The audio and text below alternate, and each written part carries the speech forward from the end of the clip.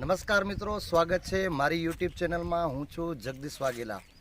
મિત્રો, આજના વિડીયોમાં આપણે જોઈશું અને જાણીશું કચ્છના દયાપર નજીક આવેલું કલ્પવૃક્ષ અને કમલેશ્વર મહાદેવ મંદિર. કહેવાય છે કે આ મંદિર અને અહીંયા જે કલ્પવૃક્ષ આવેલું છે ત્યાં જો તમે જે પણ માંગો સાચા હૃદયથી તો તમને સાચા હૃદયથી માંગવાથી મળે છે. તો તેના વિશે આપણે માહિતી મેળવીશું અને આ જોઈશું. આ કલ્પવૃક્ષ જે અતિ પ્રાચીન વૃક્ષ છે, ઘણા બધા લોકો અહીં જોવા આવે છે. ચાલો મિત્રો, તો શરૂઆત કરીએ આજના વિડીયોની અને જાણીએ અને જોઈએ આ કલ્પવૃક્ષને આપણે. ચાલો મિત્રો. તો મિત્રો, આ જોઈ શકો છો, અહીંયા લખેલું છે ઓમ કમલેશ્વર મહાદેવ મંદિર, શ્રી કલ્પવૃક્ષ દયાપર કચ્છ. આ કલ્પવૃક્ષ પાસે સાચા હૃદયથી માંગેલી માનતા પૂરી થતાં આ શિલાલેખ મૂકેલ છે. તો આવી રીતે આપણે અંદર જઈશું અને જોઈશું આ કલ્પ. મિત્રો, કહેવામાં આવે છે કે આ વૃક્ષ સામાન્ય રીતે બીજા વૃક્ષોથી અલગ છે. બીજા વૃક્ષોમાં પહેલાં ફૂલ આવે ને પછી ફળ આવે, આપણે જાણીએ છીએ. પરંતુ આ વૃક્ષમાં ઉલટો ક્રમ છે, પહેલાં ફળ આવે છે.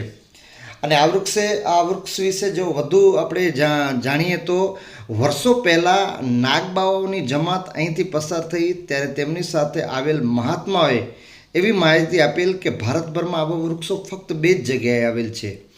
એક વૃક્ષ હિમાચલ પ્રદેશના ચંબા જિલ્લામાં ઉમાગીરીના મંદિરમાં છે અને બીજું વૃક્ષ અહીં આ કમલેશ્વર મંદિરમાં આવેલ છે. અને આ વૃક્ષને વાવવા માટે ગામ લોકોએ ઘણા બધા પ્રયત્નો કર્યા. આ વૃક્ષના ફળ, બીજ તથા ડાળીઓ વાવવાની કોશિશ કરી, પરંતુ ક્યાંય સફળતા મળી નહીં. અને મિત્રો, કહેવામાં આવે છે કે અહીંયા જેમની માનતા પૂરી થાય છે એ આવી રીતે અહીંયા પાણાની ઢગલીઓ બનાવે છે. જો મિત્રો, અહીંયા વિડીયોમાં તમે જોવા મળે છે, માનતા પૂરી થઈ ગઈ હોય અથવા માનતા રાખે છે તો આવી પાણાની ઢગલીઓ અહીંયા વૃક્ષની આજુબાજુ બનેલી છે, જે વિડીયોમાં તમને દેખાય છે.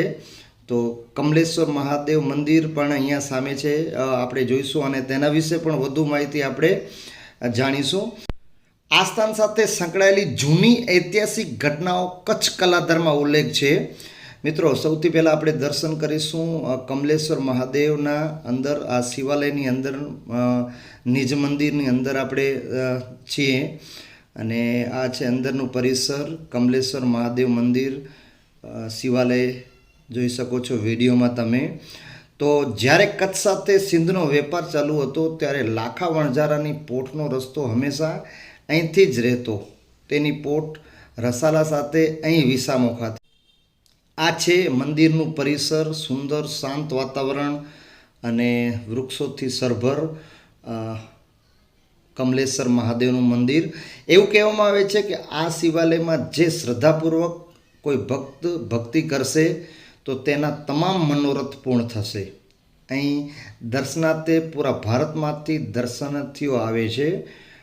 તો આ કમલેશ્વર મહાદેવનું મંદિર તેમજ કલ્પવૃક્ષ સૌના આકર્ષણ અને શ્રદ્ધાનું કેન્દ્ર છે.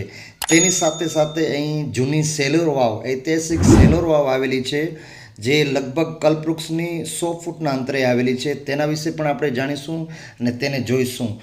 તો સેલોર વાવનો ઇતિહાસ વિશે ચલો મિત્રો આપણે જાણીએ. અહીંના સ્થાનિક વડીલોના જણાવ્યા અનુસાર દયાપરની આ સેલોર 400 વર્ષ જૂની છે. અહીં જૂનું ગામ કોરું હતું. ત્યાં પૂજારી સેવા પૂજા કરતા કમલેશ્વર આવતા અને લખપત જ્યારે ધીકતું બંદર હતું ત્યાંથી માલ સામાન લઈને કાફલા દયાપર પાસેથી પસાર થતા. આ વિસ્તારમાં લાખા વણઝારાની પોઠો આવતી જતી હતી, જેથી આ વાવનું નિર્માણ કરવામાં આવેલ છે એવું જાણવા મળેલ છે. 19મી સદીના પ્રારંભકાળમાં થઈ ગયેલા અત્યંત ધનિક એવા વેપારી ખત્રી સુંદરજી શિવજી સોદાગરની પોઠો પણ આવજાવ કરતી. તેમણે અહીં શિવ મંદિરનો જીર્ણોદ્ધાર કરાવ્યો નોંધાયું છે અને પ્રાચીન સેલોર વાવ પણ લોકો માટે ઉપયોગી થતી.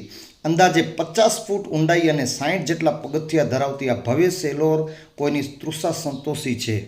ખૂબ જ પ્રાચીન કહી શકાય, ઐતિહાસિક પણ કહી શકાય. મિત્રો, આ વાવ નંદા પ્રકારની વાવ છે. પગથિયાની લંબાઈ 8 ફૂટ છે. 3 માળ અને આકર્ષક કમાનો ધરાવતી આ સેલોર જમીન ઉપર 50 ફૂટમાં પથરાયેલી છે. આ સેલોરનો કૂવો 10 બાય 10 ફૂટના માપનો ચોરસ આકારનો છે. દેવી દેવતાઓની મૂર્તિ જોવા નથી મળતી, ટોડા કે કોષના થાળે નજરે ચડતા નથી, પણ વચ્ચેના ભાગમાં બાંધણીના ટેકા સ્વરૂપ સ્તંભો ધ્યાન ખેંચે છે. લખપત ગઢમાં વપરાયા છે તેવા લંબચોરસ આકારના કાળા પથ્થર અહીં વપરાયા છે. હાલે તેમાં પાણી નથી અને વપરાશની તો કોઈ કલ્પના જ થઈ શકે તેમ નથી. દયાપરના બુઝુર્ગોના સંસ્મરણો આ સેલોર વાવ સાથે જોડાયેલા છે. હાલે આ દયાપરની સેલોર વાવ દેહની સ્થિતિમાં છે. જો વિડીયો અને માહિતી ગમી હોય તો પ્લીઝ લાઇક, શેર અને સબસ્ક્રાઇબ ધ ચેનલ. ધન્યવાદ.